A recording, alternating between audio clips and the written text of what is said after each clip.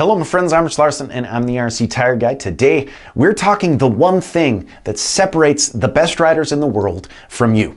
What is the difference between the average rider and the best to ever do it? Of course, years of training, near unattainable technique, and ultra focus, among other things, are all part of their ability to execute without failure. But all of those actions intersect with one common goal: traction. It doesn't matter if you ride high-speed motocross, single-track trails, endurocross, or hard enduro. The best riders in the world are most efficient at finding, managing, and maintaining traction. Again, it doesn't matter the style of riding. Take a corner faster and faster until failure. Of course, technique revolving around body position, lean angle, speed of entry and exit, and throttle and clutch input all have their place here. But where all of those actions come to a head is your contact with the ground.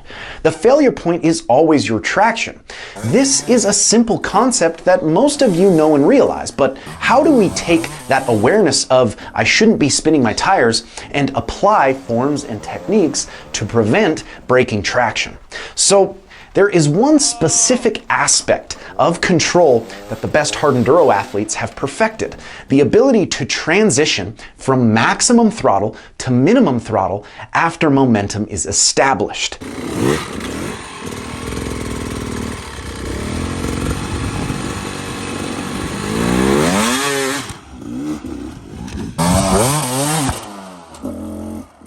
The quicker this transition from maximum to minimum throttle is, the easier maintaining a tractable lug forward will be.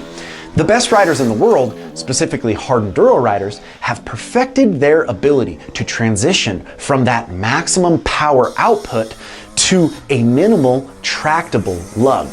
This is a perfected loading the flywheel technique we've gone in depth on many times. You can check out our breakdowns right here.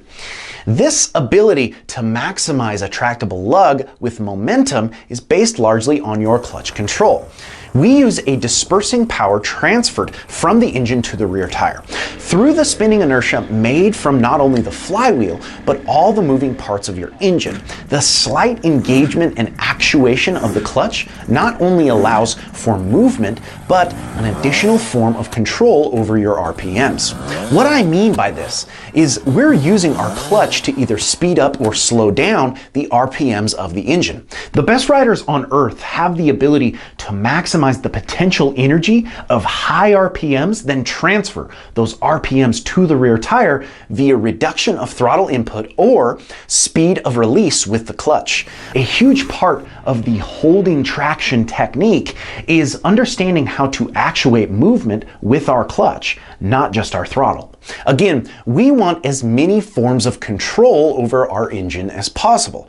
Realizing we can control our speed of RPM acceleration and deceleration with our clutch is a huge part of finding maximum traction. Practicing not only beginner clutch control drills, but also more advanced cone drills and holding yourself accountable by strictly using the clutch to initiate movement, not just throttle. These are those first steps in maximizing tractable power.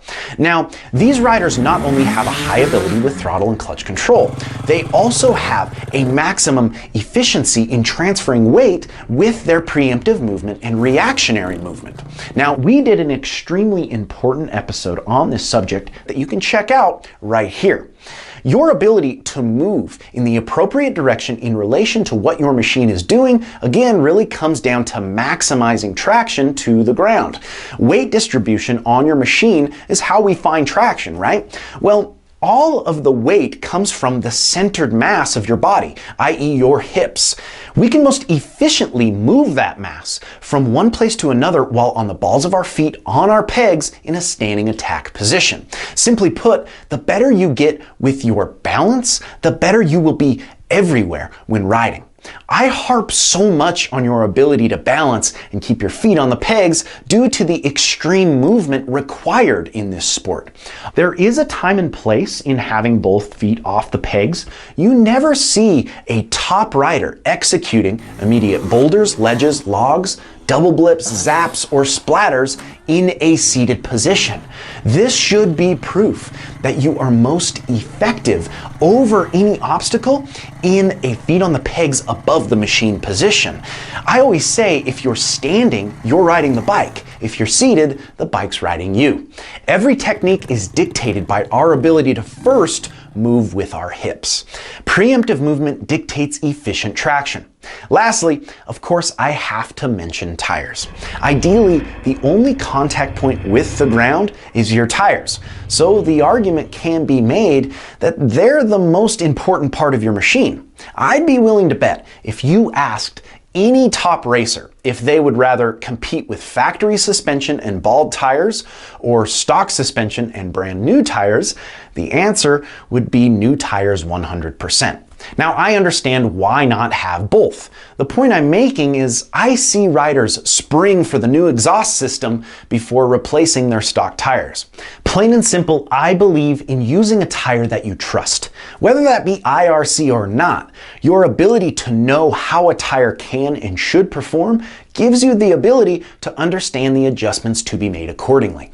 Personally, I ran IRCs for a long time and I know the tires that work for me and don't work for me. I run the JX8 Dakota rear and the VX40 front, both with Mifo Mousses. I've personally found it to be a really solid way to get traction. And really, that's all we are looking for. I hope you enjoyed my rant today on the importance of traction. If you're enjoying the channel, make sure to like, comment, and subscribe, as well as follow us on Instagram at IRC Moto and my personal Instagram page at RichLarson511. And until next time, keep shredding.